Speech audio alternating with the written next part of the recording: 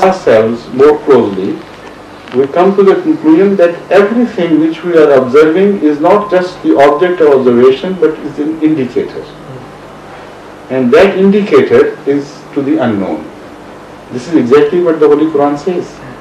In the very first verse, Alhamdulillah Rabbil Alameen. And we are so overawed with the beauty of what we observe that we have to say Alhamdulillah. All praise be to the Creator who has created such perfect beauty. So this is the significance of this universe.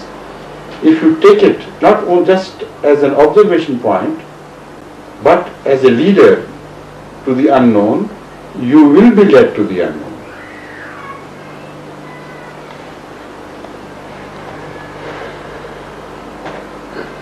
Thank you very much, Karim. So I may go to the second question. The second question was, could we say that in this particular century we have been witnessing a kind of competition between visible man and invisible God?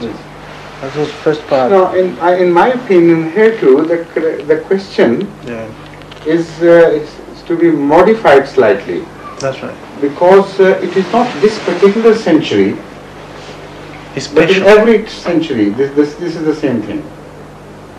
This question which you have asked wants me to answer the significance of a struggle between the visible and the invisible in this particular century.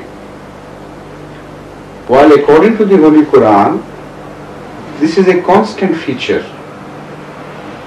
Go as far back in history as you can. The ratio of the struggle, the constant of the struggle between visible and invisible, or the coefficient would remain the same. It won't change. Even in Pharaoh's time, this is what he said. Where is your God?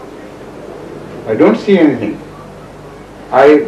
Oh Haman, he said, build me a tall tower, and I'll ascend that tower and see if there is any God, as Moses tells me. So as far back as the Pharaoh's time, this relationship between the visible and invisible, this struggle between the visible and the invisible, remained the same. In this case, I go to the next part of the question, because you answered it in a positive way. Who is the referee in this competition? Referee, now, a referee can only be the one, a fair referee, who has a vantage point of absolute vision, who knows the inside out things, and who is competent to judge. Because referee, the concept of referee is timeless and spaceless. It has to be a referee, true referee, I mean, the ideal referee, has to have certain qualities, whatever time of history it be when we search for a referee. Even at the time of Pharaoh, again, a referee had to have the same qualities as a referee of today. So a referee should have certain qualities. Otherwise his reference would be wrong, or the answer to what we refer to him would be wrong. And those qualities obviously are that his comprehension should be perfect. At least perfect in the sense that whatever is offered to him for reference, he can fully comprehend that much at least. A football referee would be a different referee, and a referee for other disputes would be a different type of referee. But the basic fundamentals would remain the same, that whatever is referred to him for his judgment, for his final word, he should be capable of understanding that perfectly. He should be a neutral authority. You see? If he is a party, he can't be a referee. Now, in this case, unfortunately, no human being can be a referee anyway. Why? Because, number one, he is not gifted with these qualities, a perfect knowledge of what he is going to judge. He doesn't know the universe itself. How can he conclude from the study of the universe if there is a creator or not?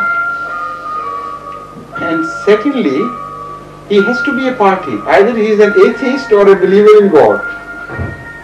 A human being has no third position. Either he believes in God or he does not believe in God. If he believes in God, then he is a referee, a part in favor of that party. If he does not believe, he is a referee in favor of the other party.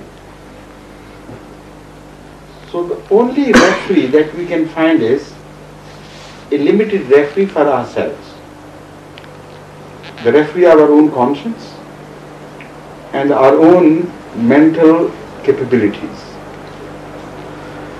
That referee can only lead us because we can follow him.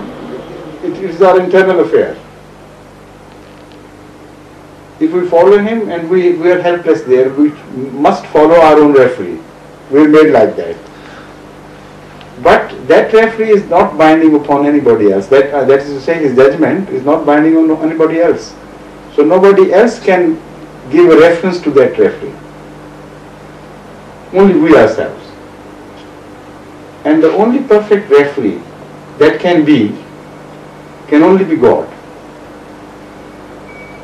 If the God does not exist, then there is no referee.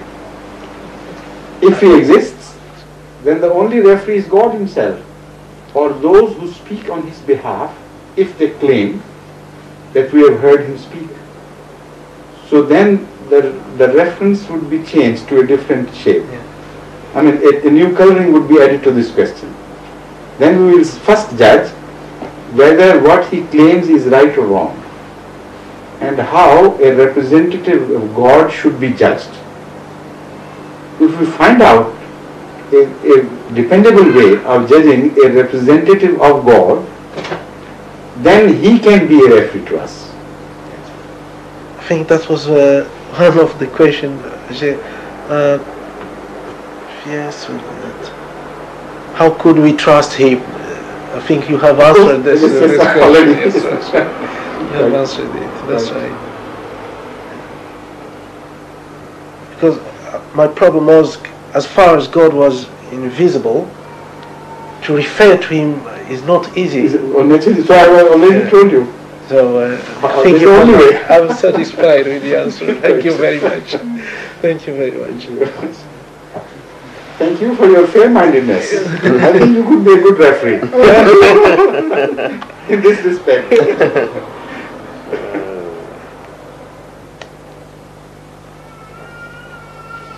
Any other questions? Yeah, well there are two or three points. Mine aren't questions really, so much as points I wish to raise for discussion, really, for clarification. You think it can catch the voice? Yes. Yes. Okay, please. The first one is I would like to know the stand of the Ahmadiyya community, really, in relation to major religions, particularly, of course, Christianity and Islam itself. Yes, very good. Because as a Christian, I have been brought up to understand that Christ, for example, is the Son of God, and the Bible states it clearly that I am the light, the way, and the truth. And you can know and can hope to enter the kingdom of heaven unless it passes through me. But then when you stretch your mind further, you read, as far as the Islamic faith is concerned, you read that actually Christ wasn't, in the first place, the Son of God. He was simply an ordinary prophet of God. And not an ordinary prophet, but an exalted prophet. Yes, thank you very much. Prophet. And then, but then that Muhammad was